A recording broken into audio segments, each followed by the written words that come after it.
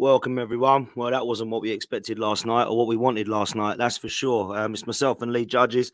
Lee's walked in the door from a trip to Porto, which I've been told he had fun at, other than the 90 minutes of football, from what I hear. We're going to talk all things Arsenal. We're going to talk all things of what happened last night, the game, what went wrong for us, and some of our thoughts. But, Lee, first of all, you're home safe, which is good, mate. 'Cause I know last time you went abroad, things happened that did not allow you to get home smoothly. So now you are home smoothly, mate. And how you feeling, mate? Bloody knackered, Dan. Bloody absolutely knackered, like, you know. So fantastic couple of days, but tough journey home, like, you know what I mean. So, but and you know what? I ain't gonna lie. It's always a little bit tougher when the team don't perform and don't get the result. Like, if we'd have won last night, we'd have been buzzing, deflated last night. Time we got everything done last night, we've gone 12. Normally we go out and have a few beers or whatever, like, but we had a few beers back in the house and we all just said, like, oh, let's just go back. Ran enough, like, you know what I mean? It does put a downer on the trip, because realistically, when you think about it, as good as it is, Dan, you're out there for the Arsenal, you know what I mean, and try and get the victory. But listen, I'm going to say it, like, piss poor game. I thought the quality was poor. Both teams didn't really go for it, and at the end of the day, I'm going to be really honest. I think we got caught a little bit of naivety with what to do, Dan. Whether to go for it and maybe get caught out, or defend what we got, maybe a 0-0 and take a 0-0. Look, if it weren't for the goal at the end, we probably would have took a 0-0 and said, you know what, it ain't a bad result. Forget about the performance. But we're up against it now. Like, I don't care what anybody says. You know. I still feel that we've got enough in us to win the game back at home, but there's always that little doubt, isn't there? Like, you know, that things don't go well. And the one thing that worries me about Arsenal, and it continues to worry me about Arsenal, is the teams against the low block. We was slow. We didn't really seem to know what we was doing. But I do think that maybe that was to do with the game situation over two legs. You know, I do think that was something to be there. And I do think that at the end of the day, I don't think no one should really at this moment to be going mad about it. I've seen a few comments about Mikel out already. It's over two legs. You know, it's what you do at the end of the game at the Emirates. Let's see what happens after that before we really go mad about this game and everything like that. I weren't too disappointed. Questions are being asked yesterday. A couple of fans come to me, Dan, and I want, you know, we discussed it. Was going. It's not that they don't like Arteta. They're saying, can he get him over the line? And my answer is that I don't know. I don't know if he can or he can't. We'll wait and see. But as I was talking to Turkish earlier on the Forever Arsenal, if he was to go out against Porto, there's massive questions there now. We've what's happened in previous Europa League. You know, when I say we was inexperienced yesterday, I didn't really know what to do. We've had a couple of we had a Europa League to have a look at and see what we could do in that day. A couple of Europa League, you know, like learn from them. Do you know what I mean? Before going on to the big stage, you know what I mean? Rehearsals, if you like. And you know, I felt naivety let us down yesterday. Like, you know, Martinelli, even, you know, you would have to say Declan Rice with it as well. Like, you know, and I'm going to say it. Questions on the goalkeeper. I've been speaking to Bill, who's picked me up from the station. Who was when I was managing, and that was my goalkeeping coach, and he's my mum's boyfriend.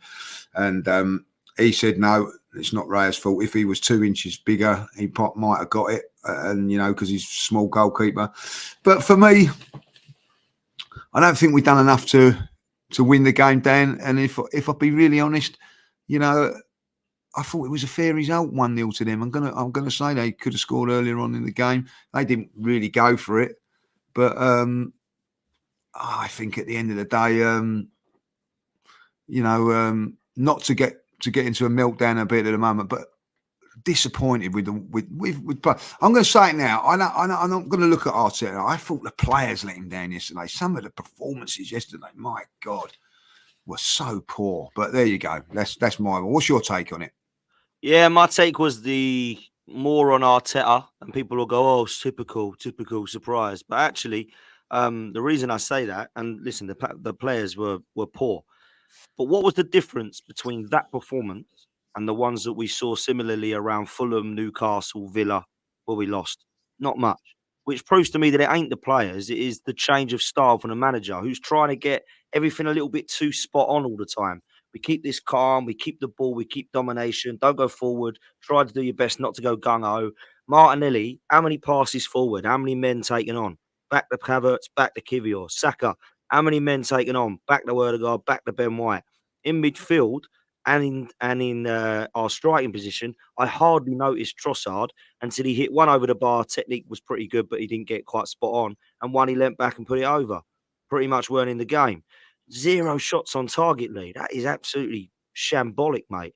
So you can say it's the players if you want. They didn't put any shots on target. That's cool, but we've been there before. We know they can do it. We know they can because when we were allowed to be free flowing and actually give teams a go, we put 5, 6, 5, and 3 and 2 past them. So it means that when we're allowed to actually go for it, we can.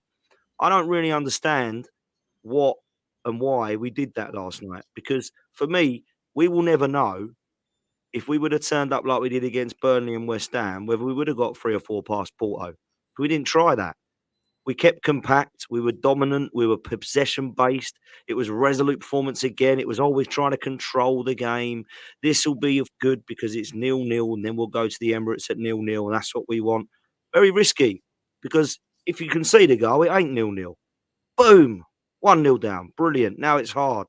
So why don't you just go and give it a go and try to go and put 2 past you, 3-0 past you? This worried me massively because this weren't Real Madrid at the Bernabeu League. This weren't Bayern Munich at the No, Allianz. no. This was not even AC Milan at the San Siro. This was Porto, a side that you have to respect because they're a Champions League side, but not a side you need to go, right, they've got a 41-year-old at the back. How are we going to deal with him? We've got to keep it all calm. Let's not do anything silly. Let's not. Whoa, man, what are we doing? We're just off the back of 21 goals and 2 conceded. What's going on? As for the goal, Martinelli, blaming him. I'm blaming Martinelli because in the 94th minute, you're trying to smash a pass over diagonally that Messi would be proud of if he got it right. Why? What are you doing that for? It weren't like Saka was on one-on-one. He had 3 men to beat if it went to him. That was a stupid thing to do. Declan Rice, get close to your man, bro. You've been wicked all year. You're standing off him. And Raya, don't tell me that weren't his fault. He's standing off of his line. Why is he that far off his line? So all 3 of them have to look at that for the goal. But the actual style of play for us was poor, mate. Keep it 0-0, try and score from a set piece. Set pieces we were actually crap from, to be fair, because anyone that did it already, it went fucking bouncing everywhere. Yeah? Havertz can't head a ball. Gabriel looked like he couldn't head a ball. Neither did Salah, but none of them looked like they could head a ball. The passing was poor, if I'm honest with you, yesterday. And I can't really give anybody higher than a 6, and that was Gabriel. All the others get 5s, 4s, and 3s, if I'm honest, in terms of ratings. He was the only one I thought that half looked all right, Gabriel. Half looked himself. Odegaard on the ball, yeah, trying to make things happen, but it weren't creating much. Weren't a great game from him. And the front 3 were a shambles, if I'm honest, individually and together. So, weren't a lot to look forward to in that performance last night, Lee. And individually, you can have a go at them if you want. Say the players let him down, 100%. But I didn't know the game plan. The game plan weren't great, was it? It weren't like, oh my God, like these players are so poor because look at what they messed up. All them Yeah. they messed up. There wasn't nothing created. So the game plan was don't create much, get out of there unscathed, we'll go smash them at the Emirates. That's what I think the game plan Yeah. looked. Maybe not. Maybe it was Pepper their goal and they were all crap and couldn't pass it and couldn't juggle it. And Saka's now crap again overnight. And Martinelli can't hit a barn door overnight. I don't think it is because I've seen this performance under Mikel Arteta against Newcastle at St James Park. I've seen it against Fulham. I've seen it against Villa. I see it at Stamford Bridge. There was nothing in those games that made me think this is unrecognisable. I haven't seen this all year. We saw that performance last night, similarly in the other places. So I think it is a lot more to do with Mikel Arteta than people are saying. You can definitely look at the players, Lee, and it is both of them, by the way, each time you Yeah. win the result, right? But I look at the manager and I think, what did you ask him to do out there? Because they didn't look like one they were listening to you if you wanted them to go and pepper the goal because they couldn't. It didn't look like you wanted them to create unless you did. And then after the game, was it more of a resolute game? No, we were trying to be aggressive. We were trying to go for it. Well, that's worrying then, Mikel, because they either ain't listening to you or you don't know how to do it. What one is it? Yeah, listen, I agree. I agree with a lot of you're saying there, and to be honest, I think there was a comment just come up there. I think a lot of that way we played that game also was because there's no the away goal rule don't count no more. I think if the away goal rule was in, we'd have been a little bit more adventurous. Dan, do you see what I'm saying? Like, Yeah. so I felt that we thought, right, okay, like, you know, a 0-0 because I think. When the away goal rule was in, don't forget the last time we was in the Champions League, that was at the rule. I do believe that if you'd have got a 0-0, you come away going, oh, it's not the greatest result. We've only got to get one, and there was a little bit more trouble. And I felt that because we had that safety net of that, 0-0 was all right. It was we go for it. And I just felt, for me, yeah, I agree that with certain things, I don't know what the game plan was, and I don't think the players were a little bit unsure what to do. For the first time in a couple of weeks, I've seen Gabriel, who I love, by the way, has been fantastic, getting the ball, putting his foot on it and going back the other way again instead of Yeah. so many times. Kai Havertz was putting himself into good positions in the lines. They never fed him once in that role. You know what I mean? Like, where in the last few games they've been pinging it in. Martinelli kept going to go make his run. Gabriel going the other way. And to be honest, if I be really honest with you, even on the right-hand side, we was doing the same when Saliba was getting it. He wasn't really feeding Saka very quickly. By the way.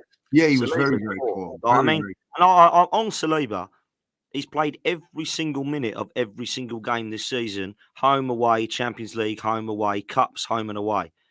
Does he need a break? No, you know, I'm looking at him and I'm thinking, you are making errors that I do not see as recognisable to Saliba. Bodied by Awonyi, doesn't clear the ball, waiting for Raya at Liverpool. Last night, I mean, he looked really shaky and nervy. And, you know, some of them looked a bit nervy. Someone came in me channel last night. Got to understand, Dan, some of them ain't played Champions League before. This is the first year they've been. Shut up. This is not what I want to be hearing when people tell me 1 second that we're third favourites for it, and the next breath they ain't played it in it before, so don't expect them to win. What a load of crap! Sorry, I don't agree with that. I don't agree with that. What I do think though was that we started off sloppy, and that's what continued from the first kick of the ball. We got the ball. Declan Rice plays it out. Was it to Saliba? And he ain't even looking. He's and gives away the ball, and we give away a fucking. That was it. I see players like Odegaard, Martinelli, Saka, who have got unbelievable skills. First touch, getting it, going into them, and being 5-6 yards off of them, like, you know what I mean, and being nicked off of them, like, you know, these are players at elite, top footballers, weren't controlling doing the basics. Saliba letting the ball go under him and going out for a throw, you know, just things like that. And that's why I felt that the players let him down a little bit, like, you know. I'm going to be really honest. I thought Odegaard tried. Every time he put it into one of those front three, they lost it, Dan. Every single time he fed them and they lost it. The front, like Trossard has been amazing in the last few games. Amazing. But if he has a stinker, my God, he has a stinker, Dan. You know what I mean? Like, you know, same as Martinelli. Martinelli put in a shift. I'm not saying that Trossard didn't, but, you know, was woeful. And Saka, I'm going to say it now, that's probably Saka's worst game I've seen him play. I thought it, you know, all the talk about world class and all that, like, forget about all of that. Like, just do your job. I looked at him yesterday on 3 or 4 occasions. He gave the ball away. He didn't chase back like with the hunger and desire that I want to see from my players. As poor as Martinelli was, at least he does that. You know what I mean? There was 3 times he lost the ball. At least he chased back and won it back and got, you know. But yeah, listen, he was poor. And Declan Rice, you know, probably the booking didn't help him, but that weren't one of his better games. I think when you're going to win games of football, Dan, one, you've got to have 8 or 9 of your players playing well, not the other way round.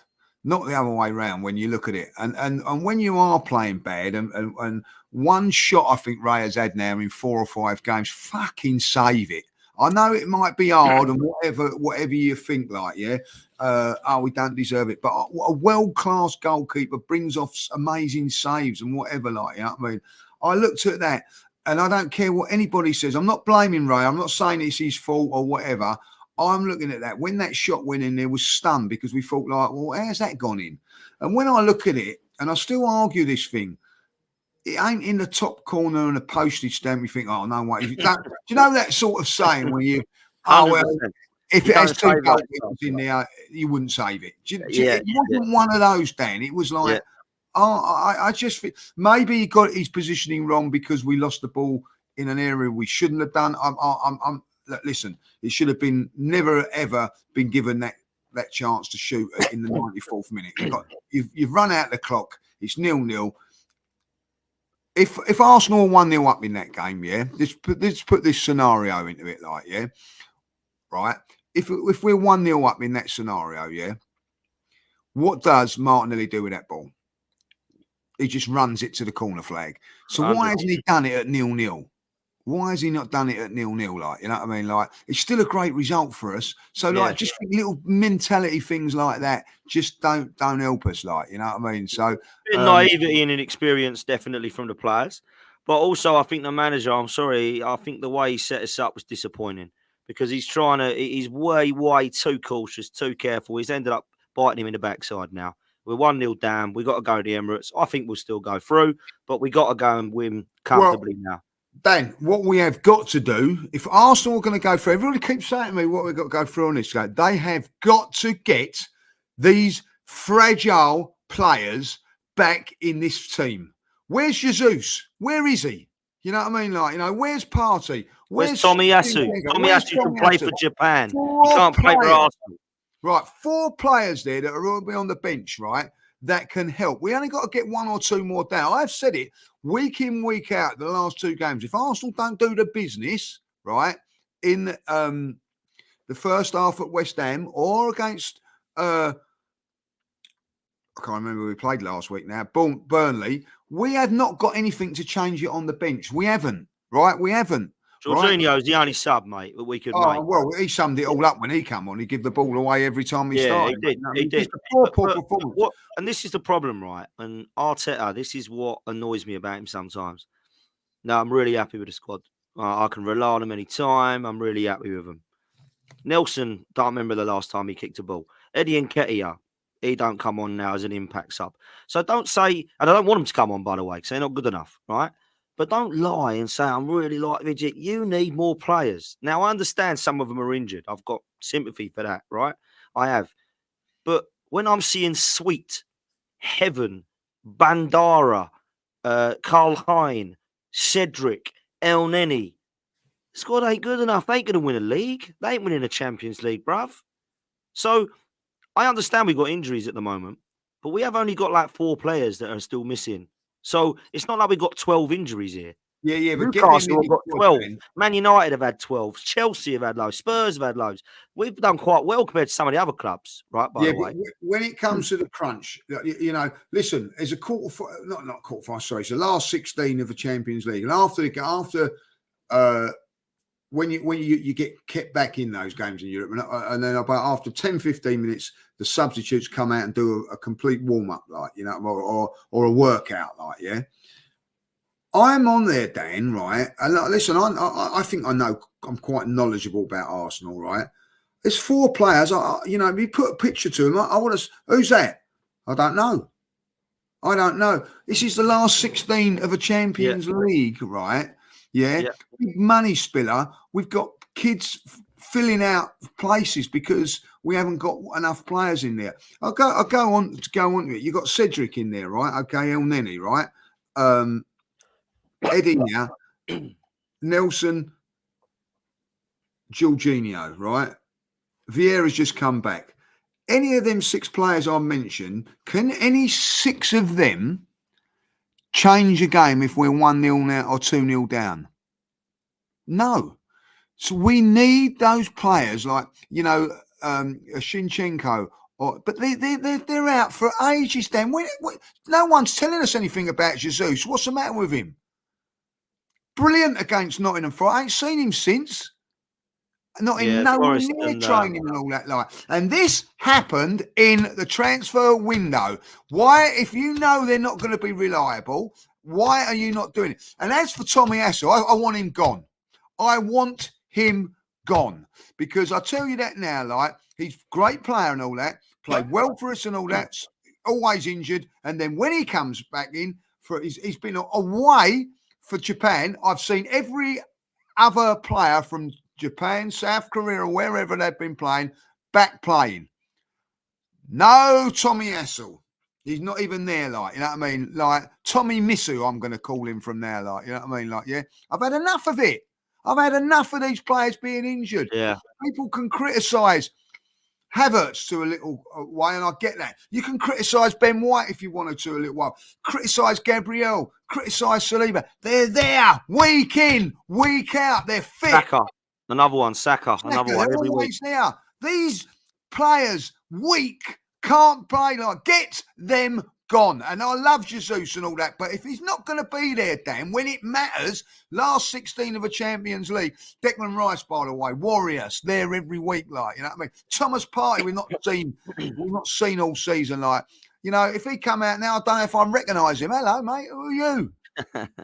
You know what I mean? These players right, have been in this club now for 3 or 4 seasons, and they're still in there picking up big wages, right? Yeah.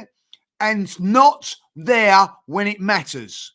When we go to Manchester City and we go to these games and all that, like, we should be making 3 or 4 changes in that game today for the Newcastle game. What we've got to go now, we've got to go to Newcastle. Last 20 minutes of Newcastle, right, on no fuel, no energy. So what's that tell you, Danny? We have got to be out of sight after 70 minutes against Newcastle.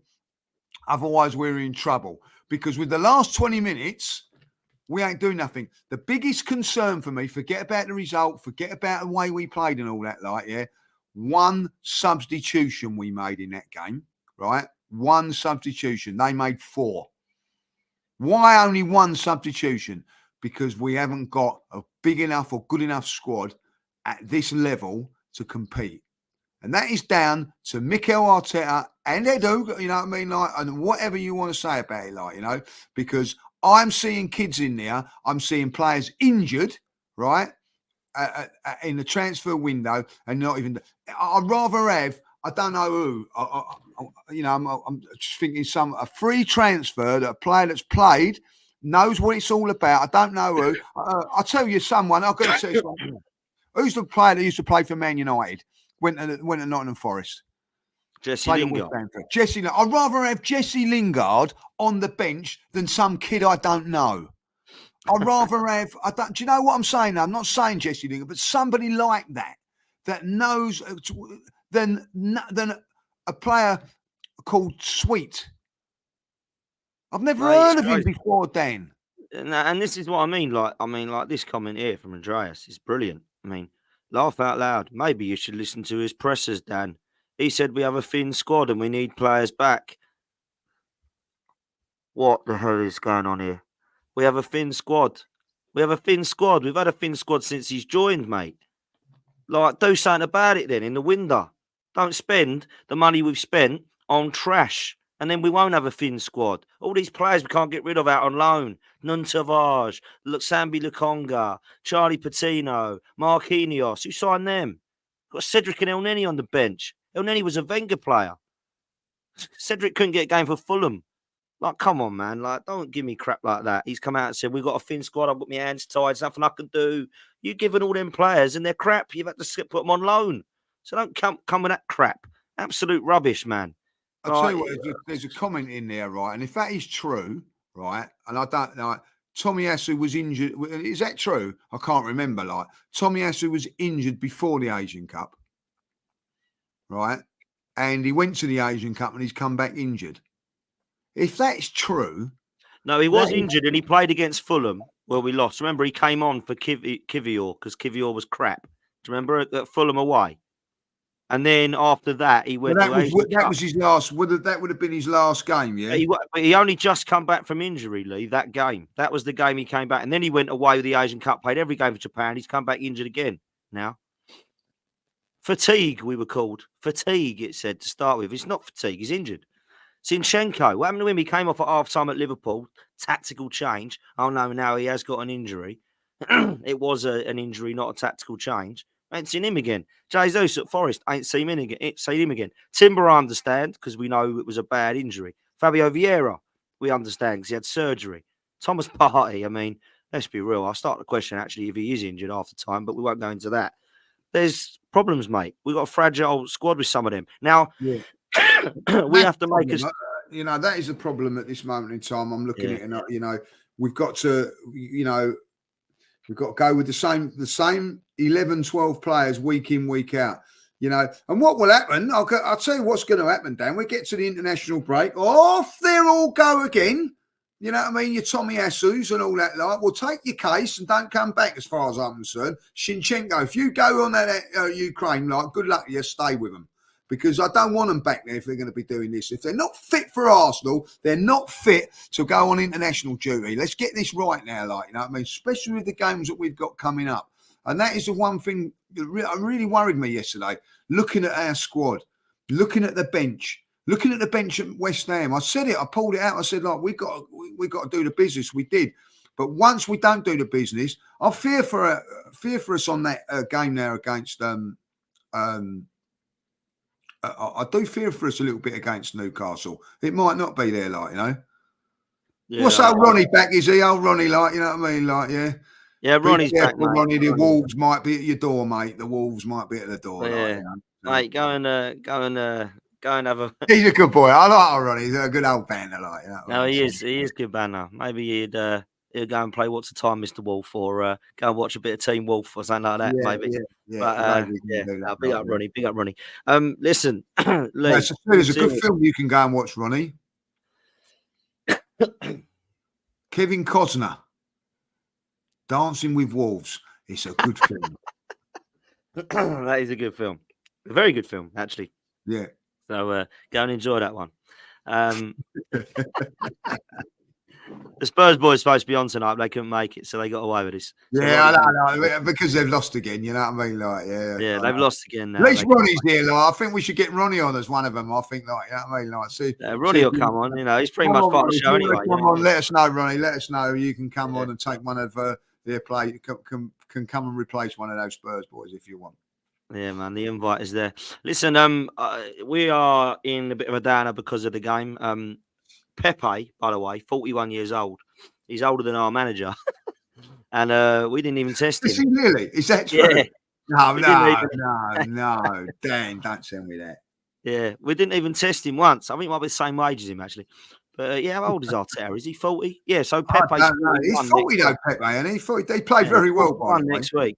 41 next week, Pepe is. Right. And Arteta is, I don't know, I think he's 40, isn't he, Arteta? Anyway, listen, we have to bounce back, Lee, and it's a huge game against Newcastle, a team that have been struggling, but a team that I'm hearing have got Alexander Isak back, Joe Willock back, and Fabian Schär back. Really? So they have got some players back, mate. Doesn't mean they're going to all start and be 100% fit, but they're a team we've got to destroy at the moment. Now, I got no qualms about how they're going to play. I can tell you, they're going to repeat what happened last year. Eddie Howe's going to do a shithousery job, try and get a 0-0, 1-0, 1-1, any of those three results, and he's happy. That is how they're going to play. So, how are we going to play, mate? Very, very interesting. I do think whether those players will be back, they'll still be cautious and things like that. But they look to us on the break, and we've got to be very, very cautious. And I think what we've got to do, Dan, is kick the ball a little bit quicker than what we do. Go back to everyone. Listen, at the end of the day, I'm not really worried about how we play on Saturday, because league games are a little bit different. I'm not going to go mad about that performance yesterday and all that, because it's over 2 legs. I can see what reasons we're cautious and whatever. But for this league game, we've got to just go back to how we had in the last few league games. I don't think we was great, if you remember, in the first 10, 15 minutes against Crystal Palace, but we got a couple of goals from set pieces and then we destroyed them. So I will look at it and think to ourselves, be like that, be sharp. We owe these ones, Dan. We owe. Listen, I've got nothing against Newcastle fans, and I really enjoyed going up there. And I've always had a little soft spot for Newcastle. But after that last game and the shithousery that they showed us and what they done and all what happened in that game, we owe them big time. And I expect us to get at least 3 goals against them, really rip into them, like, you know, because they are vulnerable away from home. They've not been great away from home. So we need to get at them, get in them early doors. I don't want to see Gabriel getting the ball, putting his fucking studs on that ball one time. I want him getting the ball out of his feet and putting it into Martinelli or Havertz as quickly as he possibly can. And also the same on the other side. In the last few games, to be fair, they have done that, Dan. I think maybe because of what it was, Champions League, and that they didn't do it. But I expect us to come out all firing, and I expect us to get the result. Yeah, listen, I'm with you. I expect us to get a result. Whether we will is obviously yet to be seen. But what I will say is I don't want to see any of this control possession rubbish. I don't want to see any of this trying to go back to how we were playing before, because that is not going to do us anything. We've got the players there. They've proven they can score. Saka, Martinelli and Trossard have proven they can do the business. Erdegaard's been on fire in the Premier League. Declan Rice has been immense all season. Gabriel and Saliba, unbelievable partnership. Ben White really coming into his own the last few games in the league. Kiwior proving that he can be a left back in this system. David Raya deserves a hell of a lot of praise. I know we've just been saying potentially it's not been the best of games. He could have done better, blah, blah, blah. I mean, he did look about 4'10" in that goal last night, I must say. However, he's been really good. And I want to see that Arsenal performance. Last night, I hope it's just a bloody blip. Yeah. All the concerns we've raised are fair to be raised. The depth has always been an issue, Lee. This ain't just, oh my God, who's sweet and who's ever. This was always going to happen. I remember last season at the Europa League games, people running up and down and going, who the hell's that? Cozier Dubry, Ethan Winneri, or I don't know who they are. We know they are now, but at the time I didn't know who they were. Always remember we used to have it with that blonde surfer dude that we used to have. Was it Matt Smith? Remember him? Yeah, done well. He did, didn't he? Yeah, he used to come running up and down. You think, oh, is that Smith-Rowe? Oh, no, it's Matt Smith. So this has been a thing that we needed to have done for a while. Transfer window's not open. Can't do anything about it now. Got to wait till the summer. We got what we got now. But I think when we look at Newcastle, we need to ensure that it ain't 20 minutes to go and it's 0-0 and we've got to bring something from the bench, because there ain't anything, mate. Unless you believe in Reece, because he's the best one for me after Jorginho coming on from that bench to change things up in midfield. Reece is the best one, because Eddie, rather have Havertz or Trossard for me. But Nelson, he might be able to come on and do a little bit of something for me, because I think at the Emirates, Nelson's come on and looked all right at certain games. So I'm not going to start slating him. But we ain't got much from the bench. So we've got to get the business done, if I'm honest. And it's going to be difficult. It's going to be tricky. We know what Newcastle do. We know they're going to set up. Eddie Howe had Arsene Wenger, had Mikel Arteta's number last year, in my opinion, and made it very, very difficult. He said, like, come on in, you're supposed to be good, you want to go for the title, come and beat us. And he made it hard to come and beat them. And I think they'll do exactly the same again, in my opinion, because they want to go and Newcastle need a boost, man. It's a horrible time to play Newcastle, to be fair, because some people will go, it's a good time to play Newcastle, they ain't really on form. I actually think it's probably because they need something. They need a little bit of a lift somehow. Got a couple of players back that they can bring on from the bench, like an Isak, who's a problem, like Joe Willock, who would love to come back and play against Arsenal. So, yeah, could be a tricky game, mate. Could be a tricky game. Wouldn't surprise me if we drop points. Not just because it's Newcastle, because of how we've just played. We do things in clusters, Lee. We don't like to do one game and then we bounce back. I can't think of a game, actually, where we've lost and gone, boom. Don't worry about the result. We go again. It's been a nice couple of, Villa, Newcastle. Oh, now we're winning again. And, I can't help but think sometimes, and people will say this pessimistic, but I can't help but be shocked if we did struggle against Newcastle and then we went and beat like Sheffield United and Brentford. Everything's fine again. Then we go and beat Porto. Then we got the break from Chelsea. Then we get to Man City and we lose. And then we lose to Brighton away as well game after that. And then we go, oh my God, what's happening to Arsenal? We're out the title. Oh, we've beaten Wolves. We've beaten Villa. It's all good. Get to White Hart Lane. Oh, we've lost. Oh, we just lost to Old Trafford as well. Go to Everton. Where are we? Come third. It wouldn't surprise me if that's how our season plays out. It really wouldn't. Because we're very zigzaggy, aren't we, Arsenal? We're very like, don't That's what we do for 5 years now. We've done that. So Yeah, I don't know, I man. agree with that, Dan. But I'm not in that boat for this gut for what happened on. I think it's a completely different game, completely different way of feeling. I hope so, man. Just put it to the bed. Forget about it, like, you know what I mean. See what happens on this one now. For me, I think it'd be we'd be all right. I really do. I don't think it'd be an easy walkover game. I agree it will be tough. But what if I'm the manager? If I'm Mikel Arteta, I'm saying to those players, day off today. Don't hardly do anything tomorrow.